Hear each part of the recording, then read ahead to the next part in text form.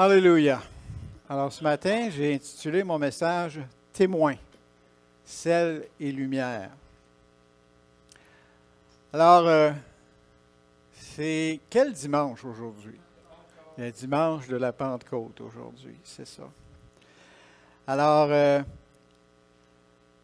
mon message ce matin va être en relation avec les paroles de Jésus concernant être ses témoins. C'est pour ça que j'ai intitulé mon message « Témoin, sel et lumière ». Alors, pour commencer, un premier verset qui nous dit « Mais vous recevrez une puissance, le Saint-Esprit survenant sur vous, et vous serez mes témoins. » Hein? Alors, Jésus dit ça aux disciples pendant les 40 jours après sa résurrection, avant qu'il retourne auprès de son Père. Pendant ces 40 jours-là, il dit ça aux disciples, il est ressuscité, puis il leur dit, vous recevrez une puissance, le Saint-Esprit survenant sur vous, et vous serez mes témoins. Vous êtes capable de compléter le verset? Mes témoins? Jusqu'aux extrémités de la terre, c'est ça. Alors pendant 40 jours, Jésus leur apparaît, et là, à un moment donné, il leur dit ça. Mais les disciples, si vous lisez le texte qui précède ça, les disciples, eux, sont préoccupés par l'installation du royaume. Eux, ils s'attendent encore à ce qu'il y ait des soldats, à ce qu'il y ait une conquête du royaume. Mais Jésus ne leur parle pas de soldats. Jésus ne leur parle pas de force, mais de témoins. Il leur parle de témoins qui vont répandre dans la vie des gens le règne du Seigneur. Pas seulement là à Jérusalem ou en Israël, mais jusqu'aux extrémités de la terre. Il leur donne un ordre de mission. Vous serez mes témoins. Ça, c'est l'ordre de mission qu'il leur donne. Vous serez mes témoins. Alors, Jésus retourne auprès du Père. Après ces 40 jours-là, il va retourner auprès de son Père. Puis ceux qui vont continuer son œuvre sur la terre, c'est ceux qui vont rester, ce sont ses disciples. C'est ceux qui étaient là à ce moment-là, et c'est nous aujourd'hui, jusqu'à ce qu'il revienne. Et on sait que le Seigneur revient bientôt. Oui, d'accord, il revient bientôt. Hein? Alors, mais il savait que les disciples avaient besoin d'aide pour partager les vérités qu'ils avaient déposées dans leur vie, dans leur cœur. Ils avaient besoin d'aide. Alors, c'est la raison pourquoi il envoie le Saint-Esprit. Il avait besoin d'aide pour partager. Et il leur demande d'attendre, sachant qu'ils ne pourraient pas le faire avant d'avoir reçu la puissance surnaturelle du Saint-Esprit. Ils en avaient besoin pour être des témoins de ce qu'ils avaient entendu, de ce qu'ils avaient expérimenté avec Jésus. Alors, c'est notre ordre de mission aussi à nous. Être les témoins du Seigneur.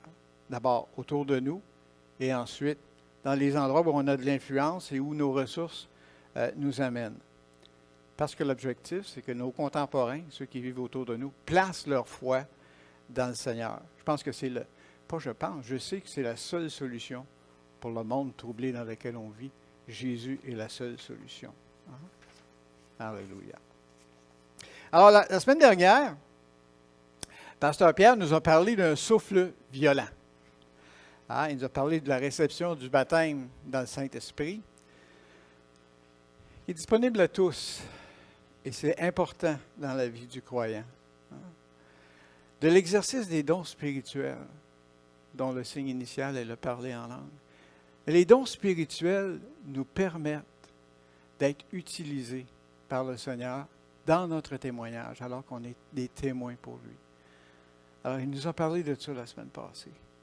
Mais ce matin, je vais vous parler d'une autre parole de Jésus à propos d'être un témoin. Je fais un peu le lien avec la réception du baptême dans le Saint-Esprit. Là. Mais une autre parole qui nous a parlé au sujet d'être des témoins.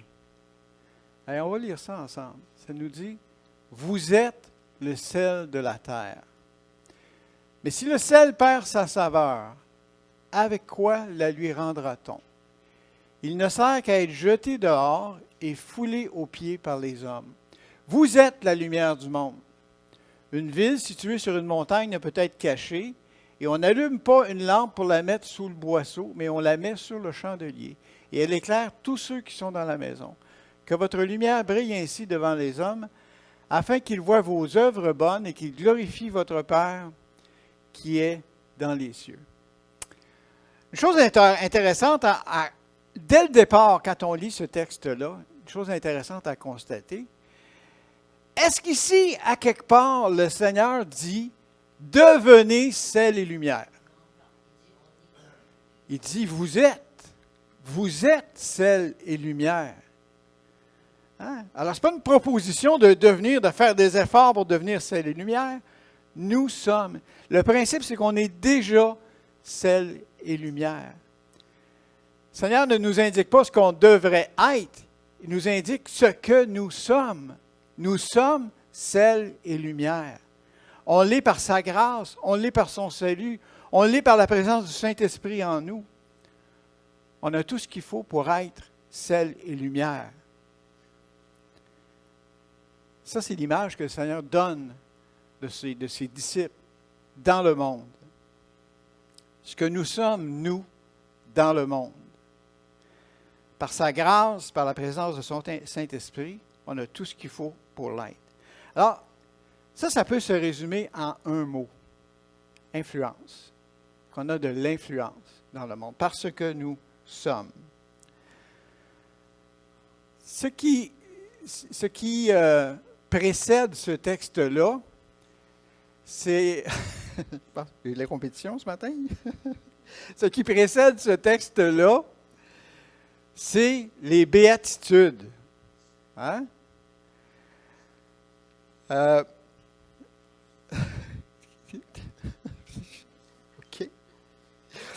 OK. Alors, ce sont les béatitudes. Ce sont les béatitudes qui précèdent immédiatement le texte qu'on vient de lire. Alors, les béatitudes, il y en a 8. Hein? Ça dit « Heureux les pauvres en esprit hein, », ceux qui dépendent du Seigneur. « Heureux ceux qui pleurent », ceux qui sont affectés par la situation actuelle du monde, par le péché. « Heureux ceux qui sont doux ». Heureux ceux qui ont faim et soif de justice. Faim et soif de justice. Heureux ceux qui sont compatissants. Ceux qui ont le cœur pur. Ceux qui sont des artisans de paix. Ceux qui sont persécutés pour la justice. Tout ça, ça précède le texte qu'on vient de lire. Alors, ceux qui vivent selon les principes de ces béatitudes-là vont influencer autour d'eux en tant que sel et lumière. Et c'est ce qu'on veut. Alors, le Seigneur a un plan d'évangélisation. Son plan, là, il n'y en a pas d'autre que nous autres. Il n'y en a pas d'autre que de nous utiliser, nous autres. Il a choisi de nous utiliser, d'utiliser ceux qui lui appartiennent pour ajouter à son Église et travailler avec eux par la présence et la puissance de son Saint-Esprit. Il n'y en a pas d'autre plan d'évangélisation. C'est ça que le Seigneur veut faire. Alors, quand on vient à la connaissance du Seigneur, quand on accepte le Seigneur dans notre vie, quand on reconnaît qu'on dépend du Seigneur, on est transformé en un instrument, en un outil que le Seigneur veut utiliser, qu'il veut utiliser pour son œuvre. Il y a un but, il y a un objectif pour chacun de nous. On n'a pas tous les mêmes capacités, on n'a pas tous les mêmes dons que le Seigneur nous a donnés, mais il y a une chose qui est certaine. Le Seigneur nous a tous donné un don ou des dons. Tous, on a notre place dans le corps de Christ. Tous, on a des choses que le Seigneur va placer devant nous pour nous utiliser. Alors nous, ce qu'on a, c'est rester disponible pour le Seigneur. Vous êtes le sel de la terre. Un commentateur dit que la traduction textuelle de ces mots-là, ce serait « le seul sel de la terre, c'est vous ». C'est intéressant, je trouve ça intéressant comme traduction. Le seul sel de la terre, c'est vous. Il n'y a pas d'autre sel sur la terre, c'est vous. Alors, il va falloir travailler un petit peu. Vous êtes capable de me donner quelques usages courants du sel? Il sèche dans l'armoire. Non, pas un usage, ça, c'est un entreposage, ça. Il conserve, OK. Il donne de la saveur. Utilisez-vous du sel pour d'autres choses, des fois? Dans le bain? Ah, pour la ouais, le sel de bain? OK, je ne sais pas si c'est du vrai sel, ça, là, mais... Faire fondre la glace. OK. Hein? Des fois aussi, ça sert un petit peu de désinfecter, gargariser la gorge. Quand on a un début de rhume en hiver, des fois, si vous gargarisez avec du sel, souvent, ça règle le problème. Ça ne va pas plus loin que ça. Donc, c'est comme un antiseptique, hein? Ça désinfecte un peu. On peut aussi avec ça pardon? Ça donne la soif. Ça donne la soif. Tout à fait. Tout à fait. Si vous en répandez sur votre gazon, qu'est-ce que ça va faire? Ça va brûler, hein? En tout cas, on s'en sert, on pourrait s'en servir pour tuer la mauvaise herbe. Mais je sais qu'autour de chez nous, il y a un monsieur qui a, je ne sais pas qu'est-ce qu'il a mis sur son gazon. Alors, on prend des marches, on ne sait pas ce qu'il a mis sur son gazon, mais tout son gazon est mort, puis il reste rien que la mauvaise herbe.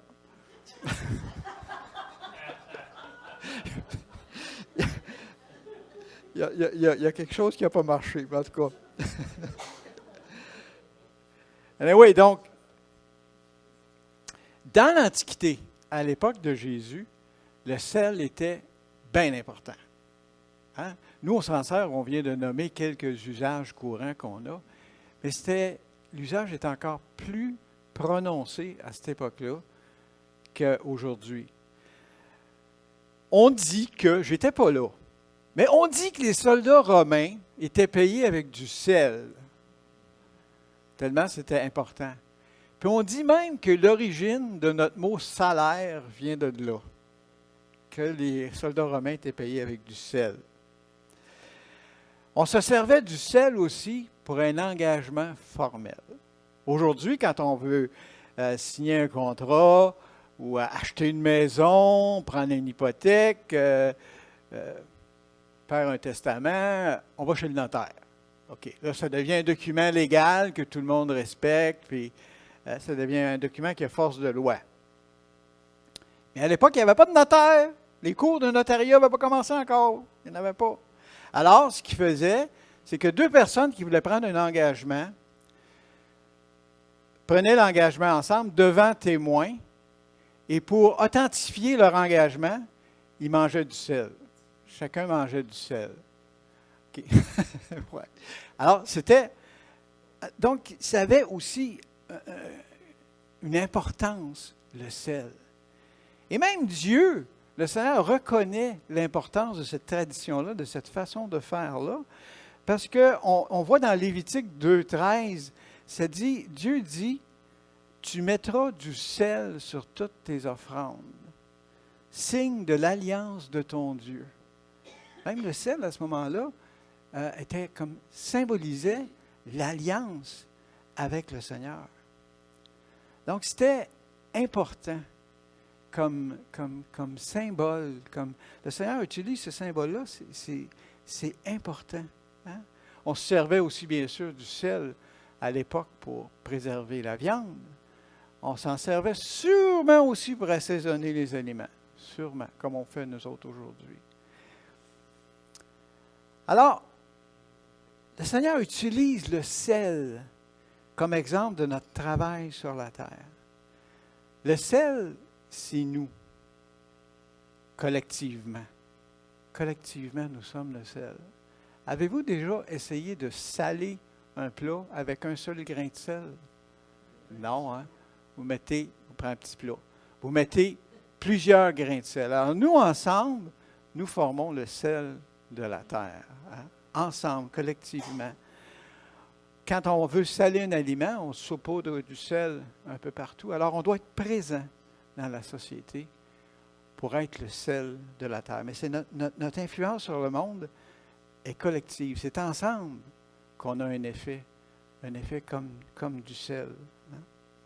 Alors, le Seigneur a utilisé c'est significatif comme image que le Seigneur utilise le sel. Je suis certain qu'on peut aller beaucoup plus loin que ça avec le sel, mais ça nous montre l'importance. Puis il continue en disant, mais si le sel perd sa saveur, qu'est-ce qui arrive si le sel perd sa saveur?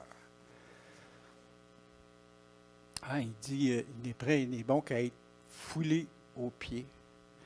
Alors, on dit que, je ne l'ai pas expérimenté, mais on dit que quand le sel est extrait des mines, des fois on a tendance à penser que le sel est extrait de l'eau de mer. Je sais qu'en Israël, entre autres, il y a tellement de sel dans la mer Morte qu'au lieu du sable à terre, c'est du sel. C'est du sel qu'il y a dans le fond de la mer Morte, là. J'ai marché, j'y suis allé. Tu marches sur du gros sel, dans le fond. Alors ça, ce sel-là est extrait directement de la mer Morte. Mais ailleurs, dans le monde, le sel est extrait souvent de mines. Avez-vous déjà été aux îles de Madeleine? Hein? Il y a une mine de sel aux îles de Madeleine. Ils extraient du sel d'une mine. Alors, on dit que le sel, la couche extérieure du sel, est affectée par d'autres éléments qui sont là, que ça change un peu sa composition chimique, puis qui perd sa saveur, le sel. C'est à l'intérieur que le sel garde sa saveur. Alors, quelle image que je veux tirer de ça, que le sel, la couche extérieure du sel est affectée dans une mine, puis que ça perd sa saveur, c'est que nous, par exemple, si on se laisse contaminer par le péché, si on a des habitudes qui sont là dans nos vies, qu'on n'a pas réglées, ou qui reviennent dans nos vies, on perd notre saveur. On perd notre saveur parce que ce que les gens voient, c'est pas ce qu'on dit. Hein? Vous connaissez ça, la petite phrase populaire qui dit là, ce que tu fais parle plus fort que ce que tu dis. Hein? Alors à ce moment-là, on perd notre saveur. On perd notre saveur. Hein? Tout à l'heure, quelqu'un a donné l'exemple, ou a donné une des fonctions du sel, c'est de donner la soif. Hein? Donner la soif. Alors, vous savez, si on n'a pas soif, on ne boit pas. Dans les dernières semaines de sa vie, ou dans les derniers mois de sa vie, ma mère avait jamais soif. Elle faisait de la déshydratation, il fallait lui faire penser de boire. Elle ne buvait pas. Alors, le sel est là pour donner la soif. Autrement, il y a des gens qui ne boiraient pas d'eau. Et si on ne boit pas, qu'est-ce qui arrive? On se déshydrate et on finit par en mourir si on ne boit pas. Hein? Alors, le sel est là pour donner la soif. Nous, on est là dans le monde pour faire naître, pour faire paraître une soif de Jésus-Christ. Une soif de Jésus-Christ dans la vie et dans l'expérience de ceux qui ne connaissent pas la source d'eau vive. Nous, on la connaît, la source d'eau vive.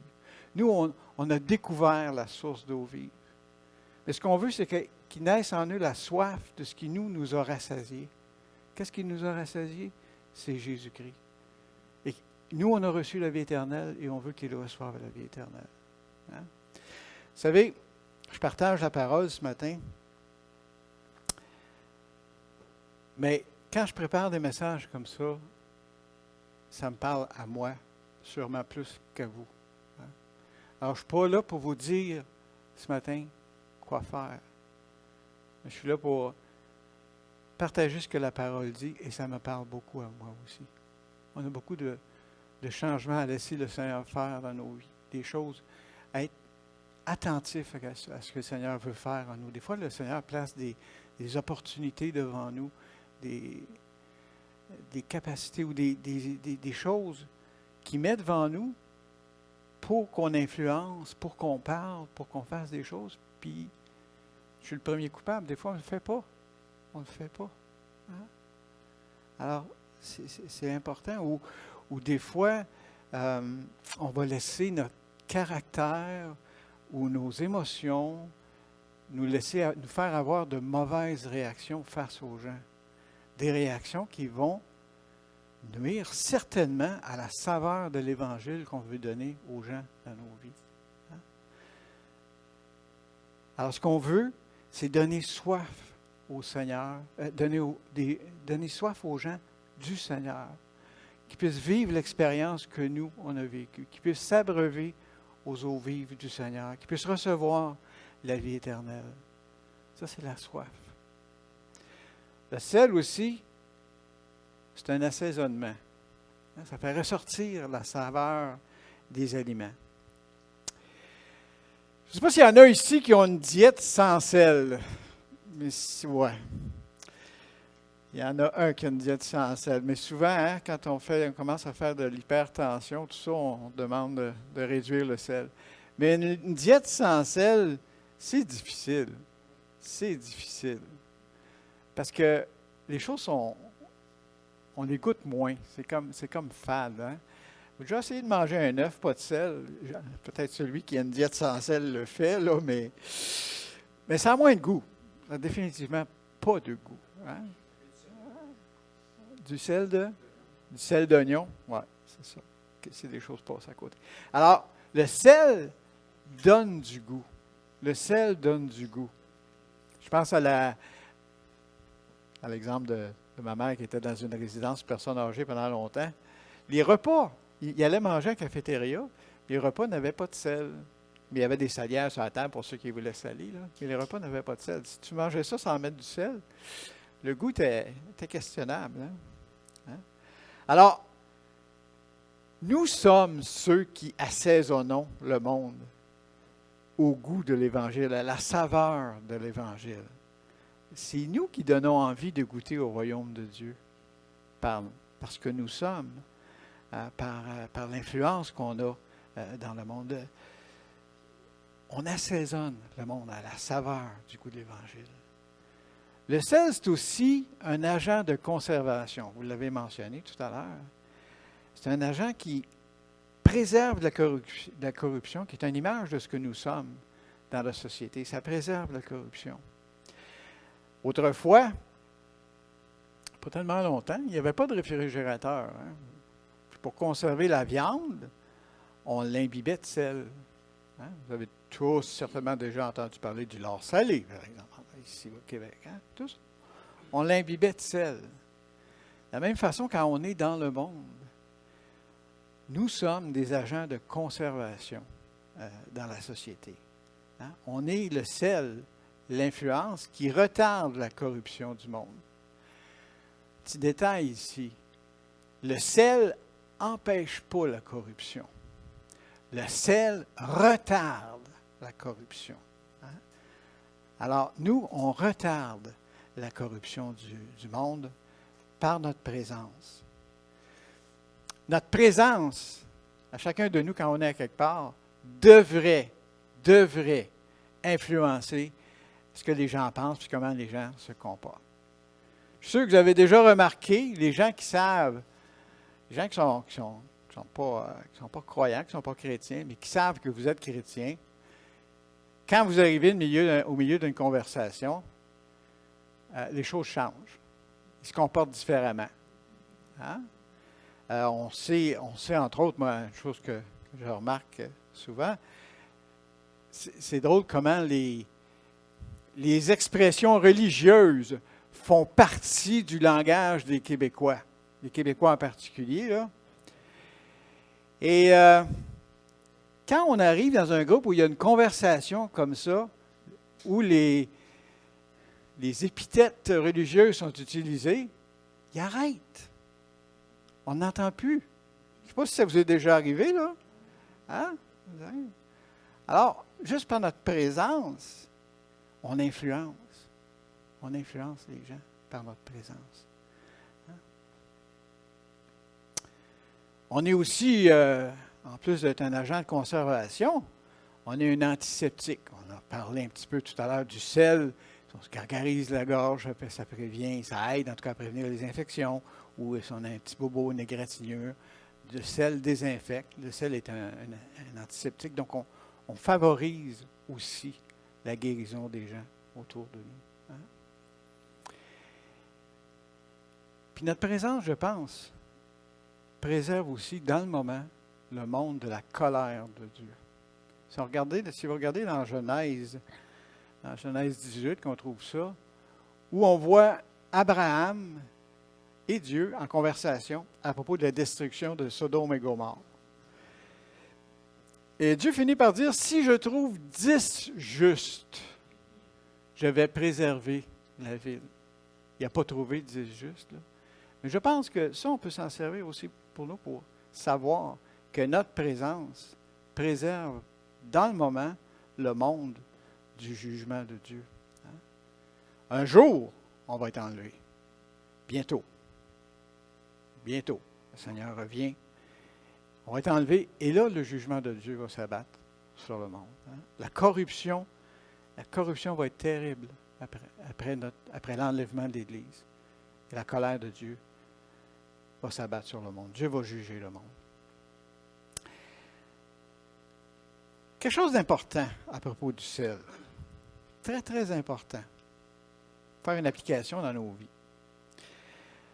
Le sel, que ce soit au niveau de la préservation de la corruption, quand c'est imbibé dans la viande, que ce soit dans les aliments qu'on mange pour donner de la saveur aux aliments, dans l'usage qu'on fait, le sel, il est mélangé avec la substance, les aliments ou la viande, dans laquelle on le trempe dans le sel ou on met du sel, mais il reste distinct, séparé de la viande, ou il reste séparé des aliments. Chimiquement, il n'y a pas d'alliance chimique entre les aliments, entre ce que le sel affecte et le sel. Donc, par une analyse chimique, on peut retrouver le sel dans les aliments. Donc, ils sont là, mélangés dans les aliments, mais pas intégrés dans les aliments. Ils ne font pas partie des aliments, mais ils sont là. Ils donnent du goût. Ils sont là. Hein? Alors, nous, on doit être présents, être en contact dans le monde. Souvent, après plusieurs années, on a tendance à avoir des relations parmi les chrétiens. Je pense que ça nous arrive à plusieurs d'entre nous. Puis on est moins présent dans le monde, au milieu des gens. Mais dans ce qu'on fait, dans notre travail, dans les activités qu'on fait, quand on participe à quelque chose, on est présent dans le monde. Et c'est là qu'on peut influencer. On influence. Le sel assaisonne. Hein? L'influence du sel dans les aliments est tranquille, mais est puissante, l'influence. Comme l'influence de notre caractère chrétien autour de nous. C'est puissant comme influence. Alors, l'influence de ce que nous sommes, notre attitude, notre comportement, c'est très, très important. Hein? On est des représentants du Seigneur. 2 Corinthiens 5 nous dit que nous sommes des ambassadeurs pour Christ. On représente le Seigneur. Donc, cet aspect-là du sel, de l'influence du sel, est très important. Le Seigneur dit d'autres choses aussi. Il dit, vous êtes la lumière du monde. Hein? Christ vit en nous. Christ vit en chacun de nous. Et parce qu'il vit en nous, sa lumière rayonne de nous. Hein? Il est la lumière des nations. Dans sa parole, le Seigneur dit, je suis la lumière. Je suis la lumière des nations. Il vit en nous. Sa parole vit en nous. Notre vie devrait briller devant les gens. Il partage la parole. Et dans 2 Corinthiens 3, 18, ça nous dit, nous sommes transformés en la même image de gloire en gloire, comme par le Seigneur l'Esprit. Alors, on est transformé par le Seigneur. On est transformé par la parole. Et c'est cette transformation-là, c'est ces choses-là que, ce caractère-là que les gens doivent voir en nous. Hein? On donne de la lumière. C'est important. Et je vais revenir sur le fait tout à l'heure d'être transformé. On est transformé comment? En gardant notre relation avec le Seigneur, en lisant sa parole, en mettant sa parole en pratique. Nos paroles, nos actions doivent refléter ce que nous sommes devenus. Chose très, très, très, très, très, très importante. Nos actions, nos paroles, ce que nous faisons, doivent être motivés par l'amour de Christ en nous. Doivent être motivés par l'amour de Christ en nous. Que Jésus-Christ soit visible dans nos motivations, dans nos actions, dans ce qu'on dit. Nos motivations, des fois, là, et là, je me parle, parce que des fois, je m'arrête et je me questionne sur pourquoi je fais des choses. C'est quoi ma motivation pour faire des choses? Des fois, ça pourrait être l'ambition, vouloir faire quelque chose par ambition, pour progresser au travail, entre autres. Des fois, on fait des choses pour recevoir des gens. On donne, mais on s'attend à recevoir des gens. Des fois, on peut faire des choses pour bien paraître. Ça peut arriver. Hein? On fait des choses pour bien paraître. On fait des choses parce que c'est ce qu'on doit faire. Il me semble que c'est la chose à faire. Ou on fait des choses par devoir. Par devoir. Et je pense que c'est assez courant chez les chrétiens. On fait des choses par devoir. C'est pas ça qu'il faut faire. Des fois, il faut s'arrêter et dire pourquoi? Pourquoi je fais quelque chose? Où sont mes yeux? Est-ce que mes yeux sont sur moi ou mes yeux sont sur le Seigneur? Est-ce que je fais quelque chose pour moi ou je fais quelque chose pour le Seigneur? Est-ce que je dis quelque chose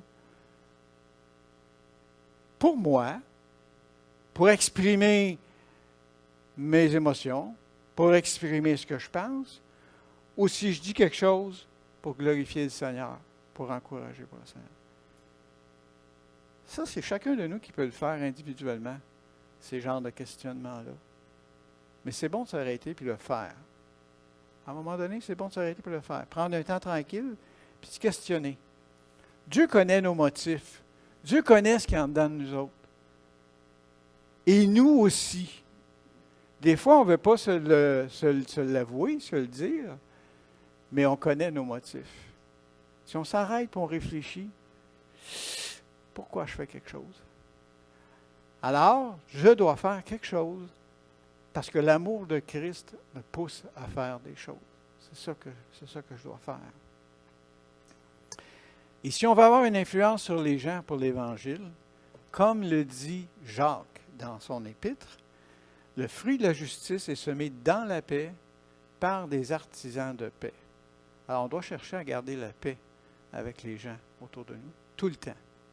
Tout le temps. Autrement, ça éteint notre lumière si on n'est pas en paix avec les gens. Parce que ce qu'on veut, c'est que les gens viennent à la connaissance du Seigneur. Hein? Alléluia. Que votre lumière brille devant les hommes. Ça, c'est intéressant. Ça implique que les gens voient nos actions. Ça implique que les gens voient notre comportement. Ça implique un message vécu et parlé.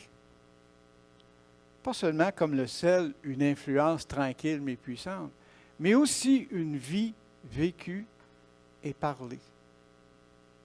On témoigne de ce qu'on a vécu. Hein?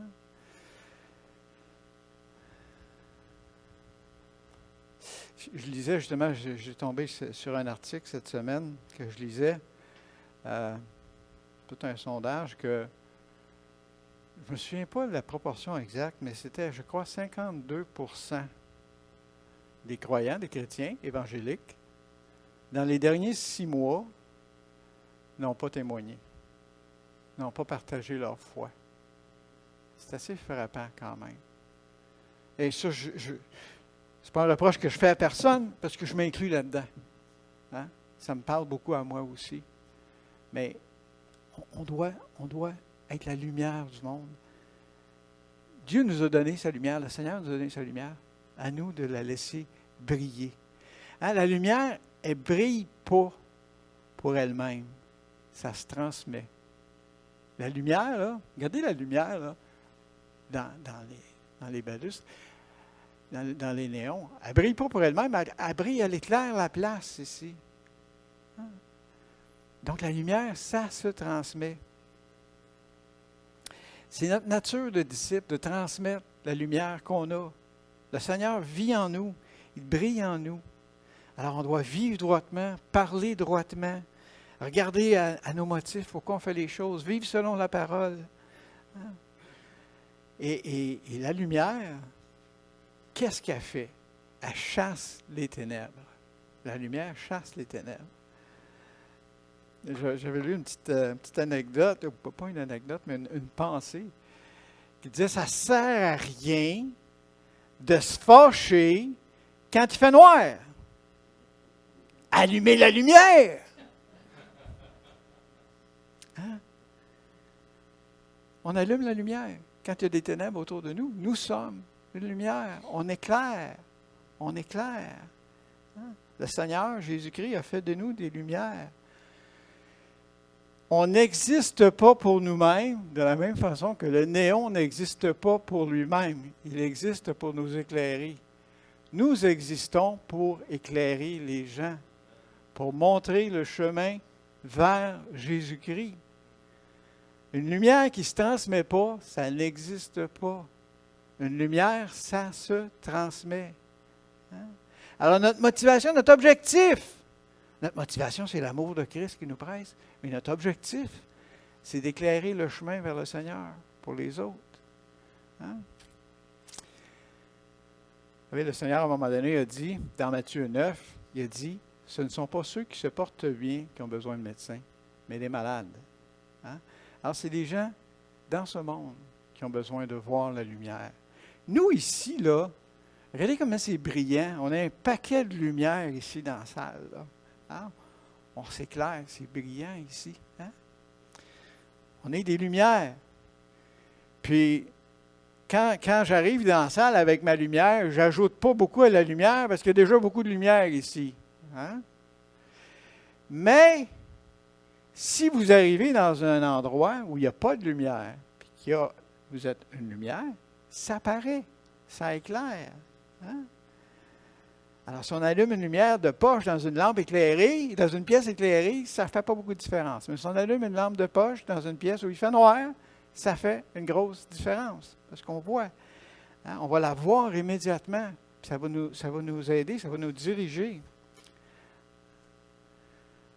Alors, dans le monde, notre lumière fait une grande différence. Et là, je sais qu'il y en a ici qui le font, là, et je trouve ça super, super. De participer à des choses dans la société. Être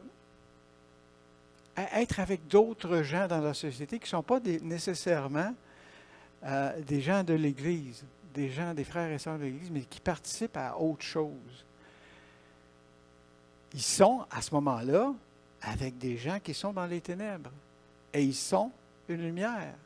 Alors,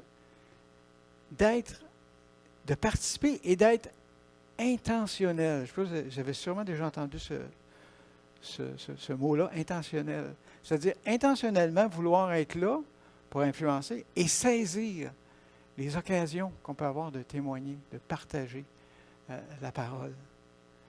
Et je sais qu'il y en a qui le font ici, et je trouve ça vraiment super qu'on le fasse. Et on devrait le faire en plus grande quantité. D'être visible, parce que c'est notre nature de transmettre la lumière qui nous a été donnée. Et vous savez, c'est pour ça que le Saint-Esprit nous a été donné, pour nous donner la force, la puissance, pour aller et être une lumière, et vivre selon ce que le Seigneur nous demande de vivre. Être ouvertement ce que le Seigneur dit que nous sommes. Nous sommes sel et lumière. On est là pour donner du goût, on est là pour éclairer. Alors le faire, le Saint-Esprit que le Seigneur nous a donné, c'est ce qui nous donne la capacité, la puissance pour le faire. S'appuyer sur le Seigneur. Vous savez, la même chose que le sel. Tout à l'heure, je vous ai dit que le sel est distinct des aliments. Chimiquement, là, il ne se mélange pas aux aliments. La lumière, elle n'est pas alliée aux ténèbres, là, elle est distincte des ténèbres. Hein? Alors, même si on participe à des activités dans la société avec des gens, on peut être présent au milieu d'eux, mais ne pas être du monde. Ne pas faire partie du monde, mais être présent au milieu d'eux, éclairer, donner du goût pour l'Évangile par notre présence, par nos paroles, par notre encouragement, par nos témoignages, par ce que Dieu a fait dans nos vies. C'est ce qu'on doit faire. C'est ce qu'on doit faire. Et je pense qu'avec le temps, on devient un peu moins, parfois, un peu moins présent dans la société, nous, chrétiens. Et certainement que je m'inclus là-dedans. Alors, c'est important de, intentionnellement, essayer d'être présent dans la société pour partager la lumière de Jésus-Christ. Mais ne pas être du monde. Ne pas prendre la couleur du monde. Ne pas prendre le goût du monde. Mais être ce que nous sommes, sel et lumière.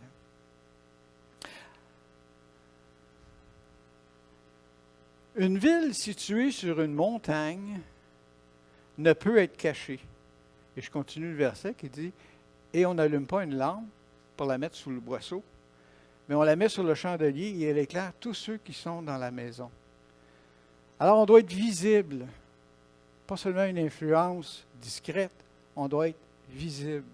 Les deux sont nécessaires, qu'on soit une influence et qu'on soit visible. Les deux sont nécessaires dans notre vie chrétienne. Des fois, on se rabat sur le fait qu'on a de l'influence. Les gens voient notre vie, on a de l'influence, mais on est moins visible. On a besoin des deux aspects dans notre vie chrétienne, d'être une influence et d'être visible. Pourquoi Jésus parle d'une ville située sur une montagne qui ne peut être cachée?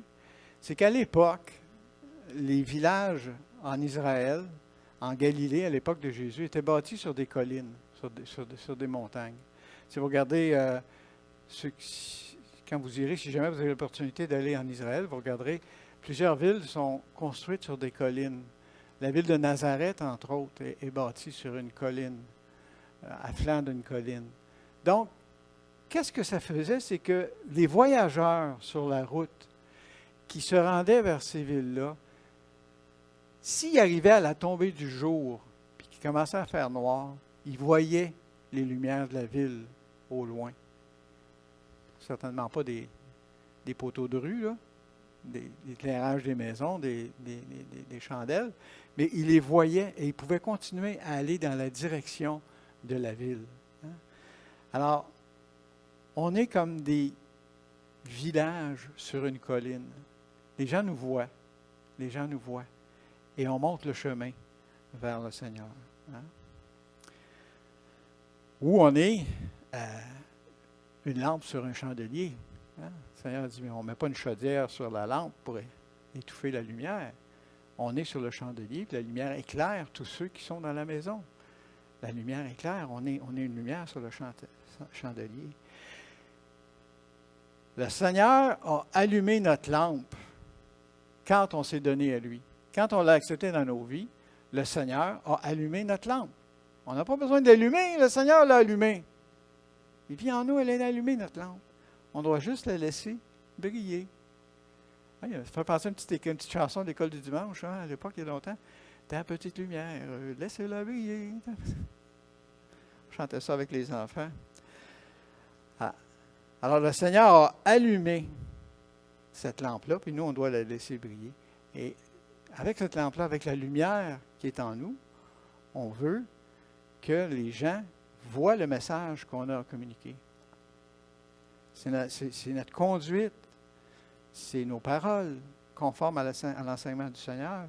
C'est ça qui va avoir, qui va être la lumière aussi, qui va éclairer les gens.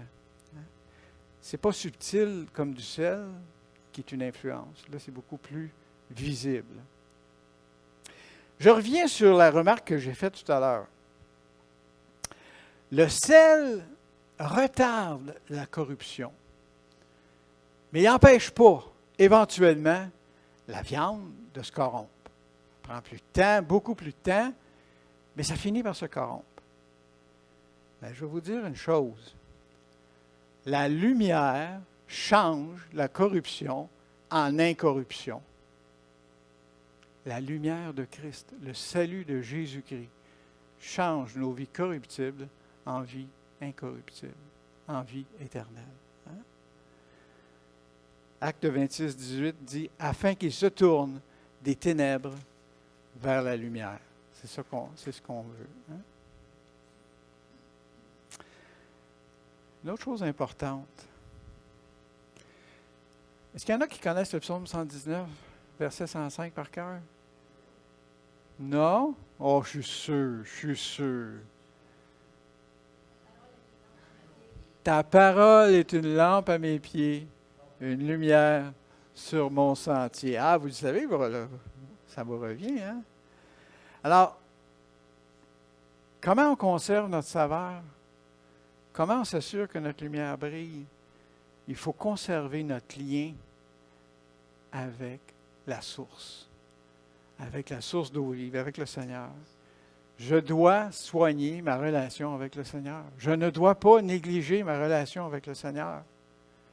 Je dois prendre du temps régulièrement, tous les jours, si possible, tous les jours avec le Seigneur, dans sa parole, dans un temps avec lui pour l'écouter, dans un temps pour prier le Seigneur, dans un temps pour le louer, l'adorer. On doit soigner notre relation avec le Seigneur pour rester sel et lumière. Pas un sel qui perd du goût, pas une lumière qui est cachée sous le boisseau. On doit soigner notre relation avec le Seigneur. Chaque jour, le Seigneur m'attend. Le Seigneur nous attend chaque jour dans notre lieu secret, dans l'endroit où est-ce que c'est qu'on met du temps de côté pour rencontrer le Seigneur. Hein? Chaque jour, je veux me laisser remplir par son Saint-Esprit. Chaque jour, je veux le laisser me renouveler.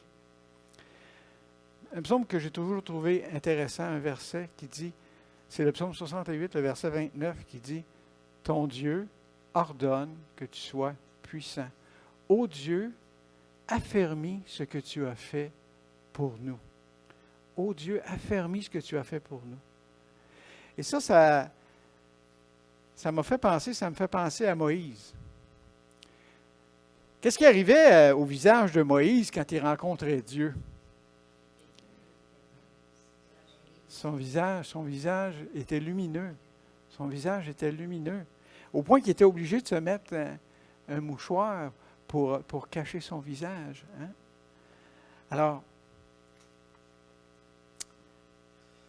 c'est ce qu'on veut finalement, hein, quand on a des rencontres avec le Seigneur, du temps avec le Seigneur, quand on va dans le monde, que ça paraisse dans notre visage, dans notre comportement, qu'on a une relation avec le Seigneur.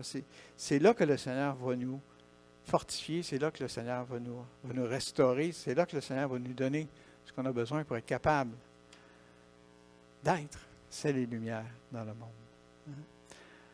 Alors, on est sel pour donner soif de Jésus-Christ, lumière pour les conduire à Christ.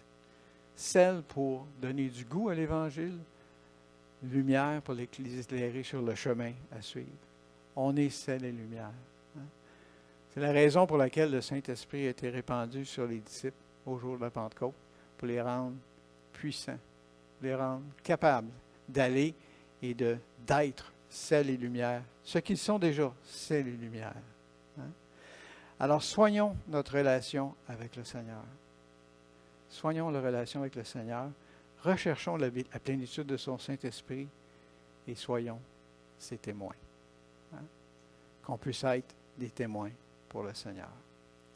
Amen. C'est ce que je voulais vous partager ce matin. Alors, Seigneur, merci pour ta parole qui est tellement riche, Seigneur. Il y a tellement de choses dans ta parole. Et je te prie, Seigneur, que ce que ton Saint-Esprit a déposé dans le cœur de chacun, Seigneur Dieu. Tu as parlé à chacun, Seigneur, de façon probablement différente, face à des situations différentes. Je te prie, Seigneur, que ça puisse rester dans le cœur, Seigneur, et que par ta grâce, chacun soit sel et lumière pour ce monde. Nous le sommes, Seigneur. et qu'on puisse le vivre, être sel et lumière pour ce monde, Seigneur. Que je puisse donner soif, qu'on puisse chacun de nous donner soif de Christ, soif de l'Évangile à d'autres, et être une lumière pour les amener à toi. Tu es la source d'eau vive, Seigneur. Et Seigneur, je veux soigner ma relation avec toi. Seigneur, si des fois je ne suis pas présent au rendez-vous, je te demande pardon, Seigneur, et je veux être présent au rendez-vous avec toi, Seigneur. Je réalise tellement comment c'est tellement important. J'en ai tellement besoin, Seigneur Dieu. Alors, Seigneur, je prie, Seigneur, que pour cette Église, pour chacun d'entre nous, Seigneur, que tu puisses nous remplir et nous renouveler dans ton Saint-Esprit. Car sans toi, on ne peut rien faire. Sans toi, Seigneur, il n'y a rien qui va se faire autour de nous, dans nos vies. C'est ton Saint-Esprit, Seigneur, qui convainc de péché, de justice et de jugement les gens autour de nous, Seigneur Dieu. Mais on est tes instruments pour amener le goût de l'Évangile, pour amener la lumière de Jésus-Christ, Seigneur. Alors merci, éternel Dieu, pour ta parole. C'est en Jésus qu'on prie. Amen.